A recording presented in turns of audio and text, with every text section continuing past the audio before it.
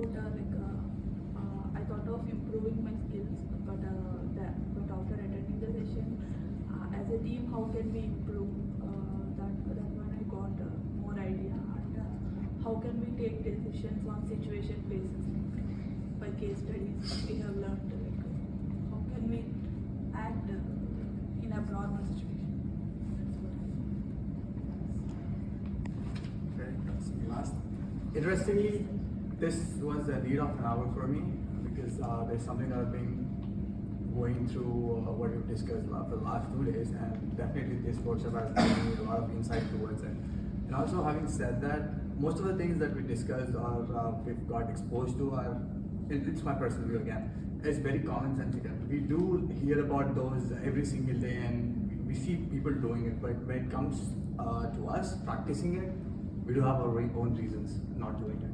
But yes, and how to do it and what are the perks that you get if you do it and how could you do it are well defined in this workshop. Thank you for that. It's a wonderful eye-opener for me. First of all, actually, while I regret in terms of not joining this session 4 years back or something, because when I joined in 2019, I saw this kind of mails keep coming in, and the next year I thought of joining, but COVID situation, so obviously I moved in and there was no emailer that was actually coming in. I couldn't able to join because it's a in-person meeting, in-person conference. So first thing is like the oxymoron of the word, what is this servant leadership? Second, the observant, like I was thinking that okay, the interactions with the team is good, so obviously I will be rating good. The moment I started after analysis of this my own MSLA report, obviously I could see where I lack in my team, what are the skills that I need to empower myself so that at least I can start interacting with the team. Then the other area that I came in, like what is happening with my own family, like what do they think. That's why I was just wondering like should I trigger this to my own family members and in terms of check the feedback from them. Third is the different types of toolkits that actually support or aid us in terms of implementing those kind of behaviors. These are all the things that it looks so primitive, but yes, if you need to be inculcative as a practice, it's not definitely like next 1 month or some month that you can actually grow. It has to be a continuous practice that one has to adopt and then bring out the leadership and dynamism in you, and you can influence others, be an influence party. Key takeaway for me is I came to know the difference between what servant leadership is.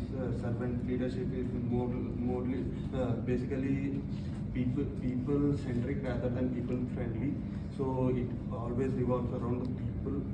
So during these training sessions, I came to know about my pain points and where I lack and where I stand as a leader, and I'll be working on some of the key characteristics where I lack, where I'll be lacking. So these 2 days were actually a game changer because we all think of bettering ourselves in some way, but how to implement it, how to actually, what path should we follow is very difficult. So the frameworks, so the technical side we have a lot of frameworks, but these frameworks will help us develop in a better way personally also. Like the freedom ladder you said, the empathy map, we use it in a technical perspective, but how personally we can grow, and that how we can, we came to know how we can develop ourselves. And I think when we develop ourselves, then only we can better others as well, and the people will also learn, because that's the thing we see from our manager. If we have 2 managers, we always think of the better one and how we can be the same person. So that's an example we would like to set for ourselves. So this was like listening, not talking in between, be more focused, not thinking of the solution while speaking. These are just the things that we always listen, but now with time we came to know it's the right time to implement. We have to implement. So these are the things that I would definitely like to practice with time and keep a check on myself. Let's see how it goes. 1 minute. Sorry. No, he's asking to give time. My second, by the stories of workshop, So what I understand is, I mean, coming to another trainers, I mean you, so you are giving a nice session. Normally instead of normal session, you are giving an interactive session like that. And coming to leadership perspective, so handling a team. If you have a team of 5 members, if they are doing mistakes, we have to handle it, not to scold like that. This is the, I think, first style of leadership. I see servant leadership.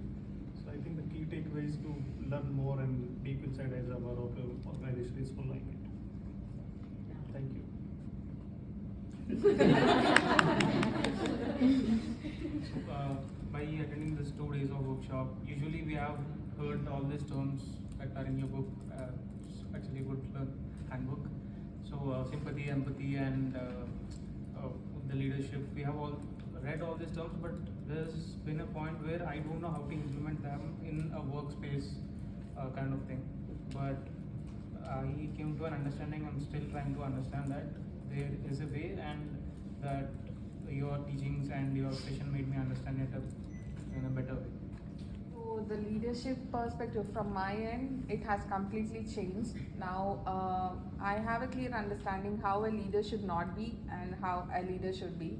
And to become a leader over there, I have an action plan now, and I have all the frameworks which can achieve my action plans.